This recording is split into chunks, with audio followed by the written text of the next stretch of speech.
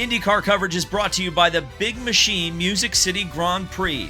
Click the link in the description and use my promo code DAVIDLAND20 to save 20% and support IndyCar Oval Racing. Remember to support Oval Racing at the Big Machine Music City Grand Prix. Can't wait for that.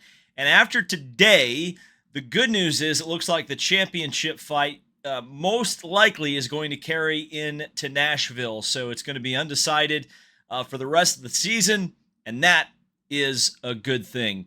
But what wasn't a good thing was the officiating today during the IndyCar Grand Prix at Portland. Got a lot to talk about. In fact, we're going to talk about race control more than the race, which unfortunately is not a reality that I think IndyCar should be striving for. I think it's very disappointing that it's gotten to this point, that we are talking about decisions. The most important part of the race, the most interesting part of the race, unfortunately, are the decisions made by race control and not the decisions made by the drivers on the racetrack. And I think that is a big problem that's going to have to be addressed. Probably, unfortunately, going to have to be addressed for the 2025 season. But we're going to talk about all of the gaffes and some of the mistakes that I believe were made, and just some of the odd rules and how they play out, and why it seems like things that don't result in accidents seem to get penalized more harshly than things that do result in accidents. We'll start with the beginning of this race. In fact, we can go back to qualifying yesterday. Great story. Santino Ferrucci qualifying on the pole position for AJ Foyt Racing, the first time that a driver for that team has been on the pole position since Takuma Sato back in 2014 at Detroit. So the first time in over a decade that the 14 has been on the pole position for an IndyCar race, but he wasn't there for very long. Santino actually, I think, did the right thing because he brought the field down fast enough that we didn't have the traditional Portland pileup that we're so used to at this race, but he kind of played himself because it allowed Will Power, who was starting on the outside of the front row, to get a great tow down the main straightaway and pass Santino Ferrucci into the first corner. And really, that was the last time we would see any competitive passes for the lead the entire day. But the big talking point for me, and this is where we get into talking about race control for probably 10 minutes, is the lap 1 incident that involved Scott Dixon. So the situation was this. Kyle Kirkwood and Scott Dixon got into it coming onto the back straightaway of Portland International Raceway. Kirkwood kind of shoved Dixon wide. Dixon was in the grass on top of the curb, lost a ton of speed. Then Dixon did something that I didn't agree with all that much. Drove back into traffic when his car was noticeably slower than the cars around him, forcing many to take avoiding action, including Pietro Fittipaldi, who got up on top of the curb. The car got up into the air, and then he came across, unable to control his vehicle anymore, hit Scott Dixon. Dixon speared off into the Armco barrier. Big crash. Dixon out of the race, most likely out of the championship contention. Now, here's what really got under my skin, because in looking at it initially, and then also especially on the slow motion replays, it was apparent to me that Pietro Fittipaldi really had nothing that he could do. He had Alexander Rossi right behind him. So slamming on the brakes and trying to avoid Dixon would have only resulted in an accident. He did the one thing that I think he was able to do, given the fact that Dixon not only came back on the racing line much slower than the cars that were behind him, but also drove right next to the curb, essentially drove the racing line, but much slower than every other car around him. So Fittipaldi made the only logical, way to try to avoid an accident, try to avoid a collision that he could possibly do, which was to go on the curb as much as he could and actually to the other side of the curb. And unfortunately, his car tobogganed and he got into Scott Dixon. To me, this is the textbook definition of unavoidable contact. He, being Pietro Fittipaldi, was put in a position where he could not avoid that accident. So what does race control do? They slap him with an avoidable contact penalty, which I think is one of the most unfair penalties that I have seen called in a very, very long time. There were two drivers that made errors that created an accident. And neither of them were Pietro Fittipaldi. I think Pietro Fittipaldi was a driver who did everything he could to avoid an accident. But Kyle Kirkwood shoving Scott Dixon out onto the dirt, that was not, I would say that was avoidable contact. And then Scott Dixon, quite frankly, and I'm kind of surprised that he did this as a champion and one of the most successful IndyCar drivers in history. It might have just been the red mist. He might not have just realized, oh yeah, there's 17 cars behind me at this point because it's just the start of the race. I'll drive right back onto the racing line. But Dixon was so slow coming back on the racing line because his car kind of tobogganed off on the curb and in the dirt, that everybody behind him had to take avoiding action, and it was kind of inevitable what was going to happen with the way that he handled rejoining the racetrack. So in my opinion, Dixon was not in the right to do what he did. And frankly, I think he, after Kirkwood shoved him out on the dirt. So Kirkwood started it by shoving Dixon out on the dirt, but Dixon made the problem worse by driving back right onto the racing line, right next to the curb when he was going much slower than the cars around him. And that ultimately caused the accident. Fittipaldi had nothing to do with it. And then Scott Dixon, in his interview, said he was surprised to see Pietro Fittipaldi got a penalty, and that was the most validation I've ever had. Now, I was streaming this race, or streaming my reactions to this race, to the members of the DL 500 Club. And if you ever wanted a reason to join the DL 500 Club and join some of our streams, here's a clip of my reaction to Scott Dixon's interview after the accident when he said Fittipaldi should not have been penalized. Dixon even? Are you kidding me? Are you kidding me? Dixon even says it wasn't a penalty. Dixon even says it wasn't Fittipaldi's fault. Are you f***ing kidding me? You've got to be damn kidding me. The guy who got wrecked knows what the hell happened, and race control doesn't. Put Scott Dixon in. Scott Dixon should be the race director. Are you f***ing kidding me? Sorry, way too much cussing. Needless to say, I was fired up about this. And, when we talk about Kirkwood, it's interesting because Kirkwood was later penalized in this race. Yes, Kyle Kirkwood got a penalty, but it was not for what I would consider avoidable contact with Scott Dixon. No, he was penalized for a block on Toby Sowery. One of the most exciting sequences of the race when Toby Sowery, when Kyle Kirkwood came out of the pits on cold tires, Sowery passed him around the outside. It was a super exciting sequence, one that I thought was clean and fair from both drivers, and Sowery got the position and went on his merry way. Race control saw it differently, and this is what we kind of come back to when we come back to Gateway and talk about the Colton Herta penalty. If you remember, Colton Herta was penalized a position for blocking Linus Lundqvist. Now, the thing that I just cannot understand, Kyle Kirkwood was penalized for blocking Toby Sowery.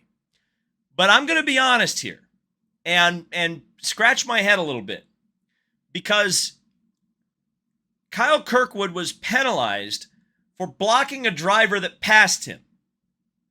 But he was not penalized for running into Scott Dixon and, for all intents and purposes, causing the Dixon-Fittipaldi crash.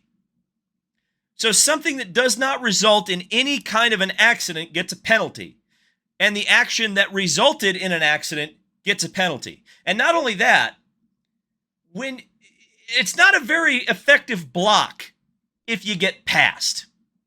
If a driver passes you, was it really that egregious of a block? And that's the problem I have with the Herta and Kirkwood blocking penalties, is just alone, the driver who was behind them actually got around them.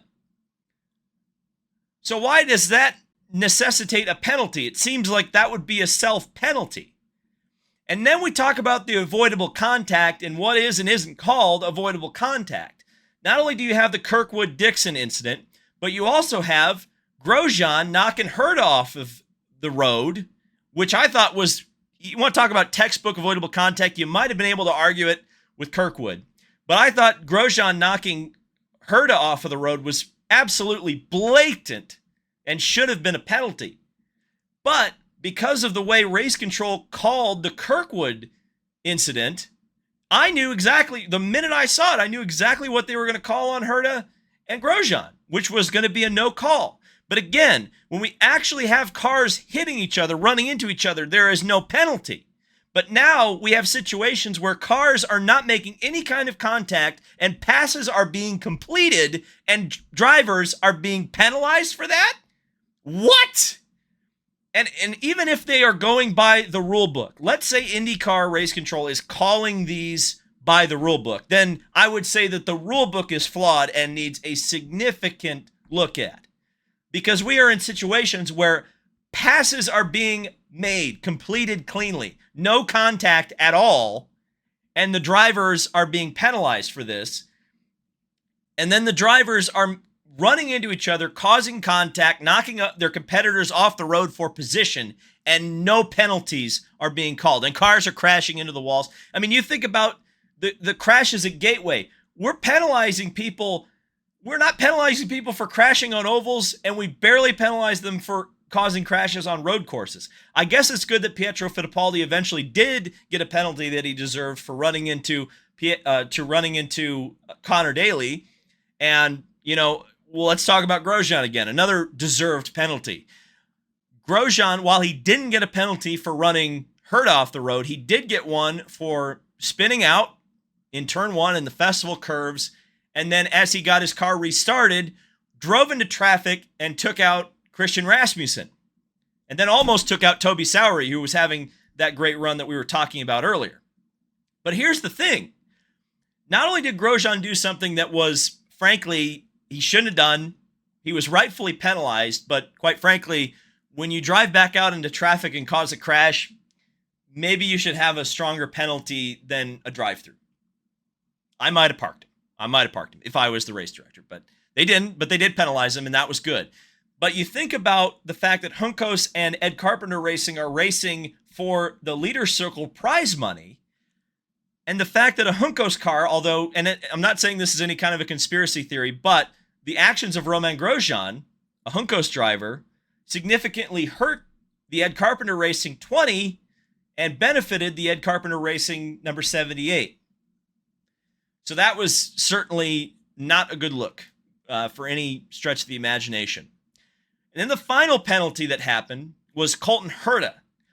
And he was penalized for restarting his engine in the pits after stalling with the hybrid unit, which you can now do now.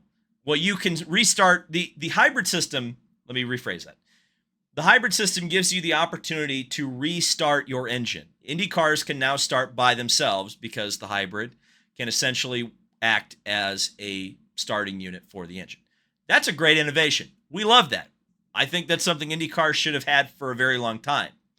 But the rule is that you cannot start the car on the hybrid in the pits or on the starting grid, which I think is kind of silly from a marketing perspective because we make this big deal about not saying gentlemen start your engines anymore. We need to say drivers start your engines. And the drivers have the capability to start their engines, but we just don't let them start their engines. So I understand why it is a rule, or I understand that it is a rule. What I don't understand is why is it a rule? What is the safety or the competition argument, I guess we'll say, for not allowing drivers to start their cars with the hybrid on the starting grid or in the pit lane? One would think that that would be a beneficial aspect to the series, that you no longer need the inertial outboard starters anymore. I would like an explanation to that. I understand that it is a rule, and credit to race control, they did penalize Colton Herta for that. That was a violation based on the rule book.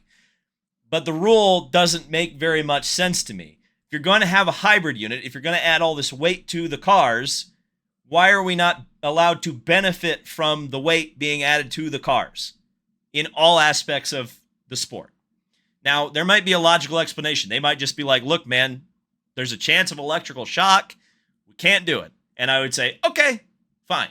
If that's indeed what the logic is. But IMSA and the World Endurance Championship seem to do just fine with the cars entering and exiting the pits on the electric motors entirely. So I don't know. I don't know what the difference is, but would like an explanation on that. Let's actually talk about the race for a second. There wasn't a ton of action.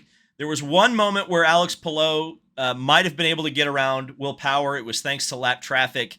He got one shot. He wasn't able to do it, and Will Power powered to a win.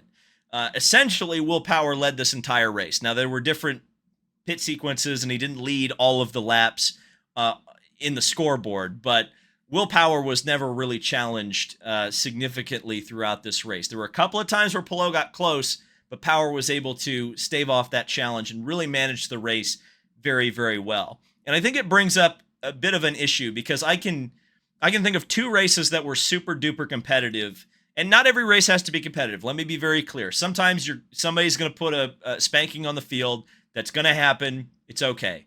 But you kind of want it to be the exception, not the rule. And the rule in IndyCar racing this year seems to be that there's not a lot of competition at the front of the field. The two exceptions I can think of are the Indianapolis 500 and the race last week at Gateway, where there were truly competitive passes for the lead. But I cannot think of, maybe I'm just forgetting, outside of lap one at pretty much any other race where there was a competitive pass for the lead. And I get it. Sometimes you're going to have domination. Sometimes you are going to have domination. But it seems like there has been way more of that this year than in the past. And I don't know if that's a tire problem. I don't know if that's a weight problem. I don't know what that is. But it's definitely a problem. And we need to stop pretending like it's not a problem. Power, the good news is about all this, about this result, is that Power closes the championship fight to Palou. Milwaukee is up next. Power won there in 2014 and even said in his post-race interview, the formula hasn't changed very much in terms of Indy cars. And yes, they are using the same chassis that they were using in 2014 to race at Milwaukee. So that should lend a little bit of an advantage to Will Power over those two races. And we know how strong Penske is on the short ovals. A couple more shout-outs. Toby Sowery, like I mentioned, did a great job in his third start in IndyCar. And Marcus Armstrong, got to give him a shout-out too. Top 5, and my understanding is he's the front-runner for the Meyer Shank Racing number 66. So he's doing everything that he needs to do right now to potentially earn that ride for next year. We'll still wait and see exactly what Meyer Shank Racing and Chip Ganassi Racing are going to do with their seats for next year. But the good news is, with Milwaukee, and I cannot wait to be there. Very much looking forward to that. I've never been to the Milwaukee Mile before, and we get 2 races. It's going to be absolutely awesome. And hopefully the races work out so that we have a great championship fight coming into the Big Machine Music City Grand Prix. Remember the promo code DavidLand20. I want to see you there, and I can't wait to see all of you at Milwaukee as well. Cannot wait to cover that event. Milwaukee, one of the most historic races in IndyCar racing, and it's great that it is back. It's great that Nashville's back. Great that we got 3 ovals to finish the season. I'm sure you've already let me know what you think down in the comments section below, so we'll see you there, and I'll see you in the next video.